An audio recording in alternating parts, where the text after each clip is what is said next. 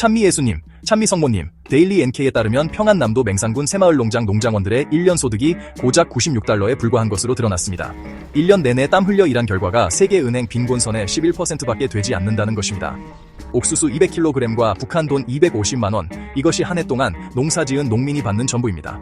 척박한 자연환경, 지역 간 이동과 유통을 통제하는 고립구조, 그리고 중앙과 권력층이 지방 자원을 독점하는 부패한 체제가 북한 농촌을 끝없는 빈곤의 수렁에 가두고 있습니다.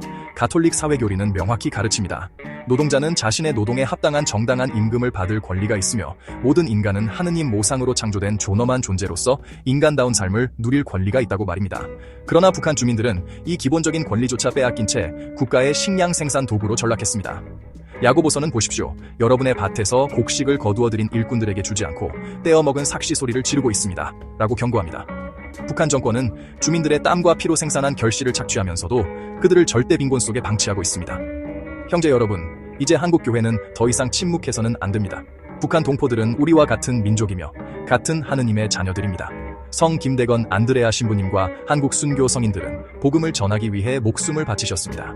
그 순교자들의 피 위에 세워진 한국교회가 북한 선교를 외면한다면 우리는 어떻게 순교 성인들 앞에 설 수 있겠습니까? 주교회의 민족화해 위원회는 지금 당장 대북전단 살포를 시작해야 합니다. 북한 주민들에게 복음을 전하고 인간의 존엄성을 알리고 자유와 진리의 메시지를 전해야 합니다. 전단지 한 장이 북한 땅에 떨어질 때 그것은 어둠 속에 비치는 빛이 됩니다. 가톨릭 평화방송은 대북 단파 라디오 방송을 즉시 개시해야 합니다. 밤마다 북한 하늘을 향해 전파를 쏘아 올려 억압받는 형제자매들이 하느님의 말씀을 듣고 희망을 품을 수 있도록 해야 합니다. 중국 공산당과 글로벌리스트, 그리고 국내 좌파 세력은 온갖 핑계를 대며 북한 선교를 방해하고 있습니다. 그들은 남북관계 악화와 긴장 고조를 운운하지만 진실은 북한 주민들이 진리를 접하는 것을 두려워하는 것입니다. 전체주의 체제는 언제나 정보와 진리를 차단함으로써 유지됩니다.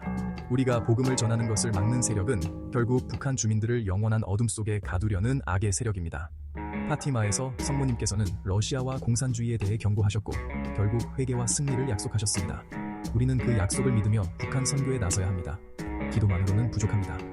야고보서는 행함이 없는 믿음은 죽은 것입니다 라고 말씀하십니다.